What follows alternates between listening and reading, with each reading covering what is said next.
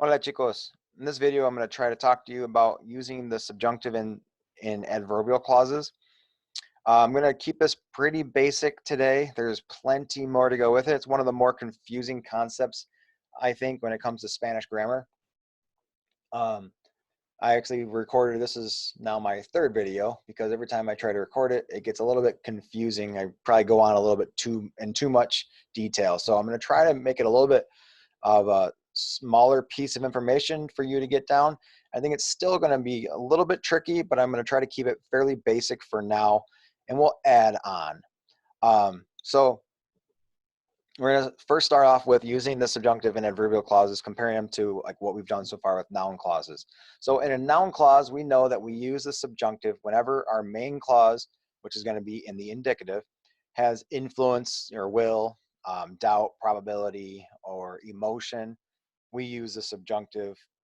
If we have those with a change in subject, our connector will be que.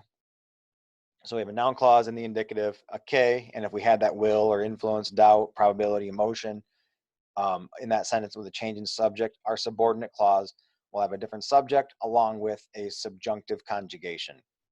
Now, with an adverbial clause, it's going to work the same way. Our main clause will be in the indicative, and then we're going to have some sort of preposition and a que that will combine our two sentences, our two clauses together, which makes it a conjunction. So we'll have our main clause in the indicative, and depending on the context of that, along with the conjunction, our subordinate clause will have either the indicative or the infinitive or the subjunctive after. So the context that we need in order for us to use the subjunctive is that it hasn't happened yet. So when we go on, and we're going to see a set of words right here, right now we can see these 6 words are all kind of special. These are words that are going to require the subjunctive, because if you look at the context of each of the words, unless, before, provided that, as long as, they imply something that hasn't happened yet. So I'll show you some examples in a minute, but what you can see is that these are actions that haven't happened. When they follow these words, it implies something that wouldn't have happened yet. Before. If you can see the word before, it's pretty obvious that whatever comes after this, if I put some sort of clause after it, it'll imply something that most likely hasn't happened yet. So if I want to, I want you to wash the dishes before I start dinner. Have I started dinner yet? In that context, I want you to wash the dishes before I start. In that context, before I start, it implies that it hasn't happened yet. And that's why this group, and I can do the same with all of these, it implies an action that hasn't happened yet. So that's why we use a subjunctive. Now, the rule is, what we're learning right now is you use a subjunctive in that adverbial clause that hasn't happened yet. We're almost like allowing for the possibility that it won't happen. And in that case, we use a subjunctive. Now, with these 6, and this is all I'm going to stick with today, with these 6, they are going to be subjunctive pretty much always, because they automatically imply an action that hasn't happened yet. So you can see the difference between using a word like before and a word like when, with cuando. The difference with when we get to cuando in another video, that is going to imply something that could potentially have happened already, or happens regularly, or it hasn't happened yet. And depending on the context, it's going to change whether you use the infinitive, or sorry, the indicative or the subjunctive. But a word like before pretty much always implies an action that hasn't happened, so we use the subjunctive. Again, for now, we're just going to stick with these 6 words, and there's a nice mnemonic that goes along with this. It's the word ESCAPA. And I will refer to this a lot, the ESCAPA words, just because it's a good way to know that if you want to use the subjunctive the right way with these adverbial clauses, if you know these 6 words. And again, knowing the words, I mean, you need to know what these words mean. This is important. So it's actually, I include it on my vocab lists because these words are important. All these words are important. They're useful for knowing when to use a subjunctive when you're writing and when you are speaking. You know, yep, I'm going to say in case, and I say en caso de que. I'll know to use a subjunctive after it. Very useful for that. But you're also going to read these words.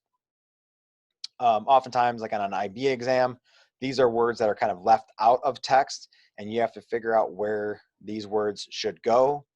And so it's very useful. These words are kind of challenging when it comes to the, to remembering the meaning of them.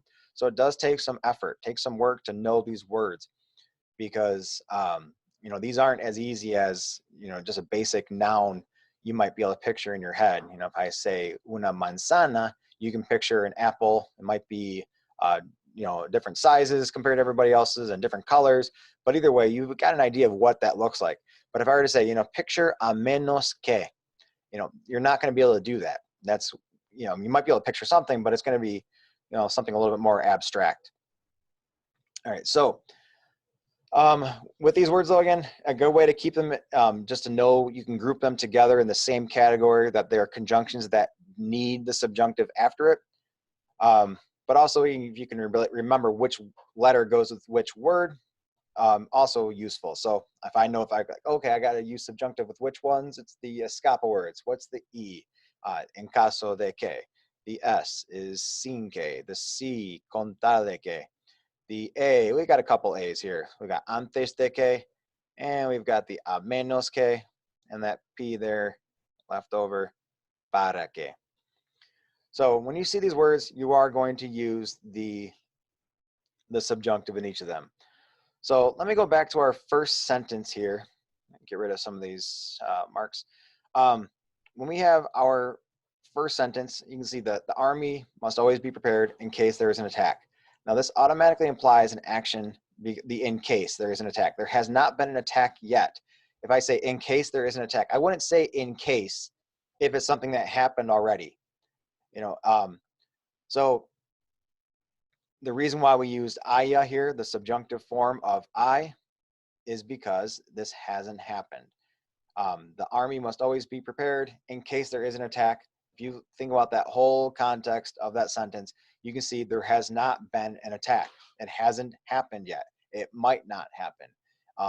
So whenever you have that situation where it's something that hasn't happened, that's why we're using subjunctive. But going a little bit further, when I say en caso de que, it's going to imply something that hasn't happened yet anyway. So the president will win the election provided that he doesn't make a mistake. Now, has he made a mistake yet in this context? No. I'm sure he's made a mistake, but not in this context. That's not what we're talking about. In this sentence, we're talking about he'll win the election again as long as he doesn't make a mistake. He has not made a mistake in this context.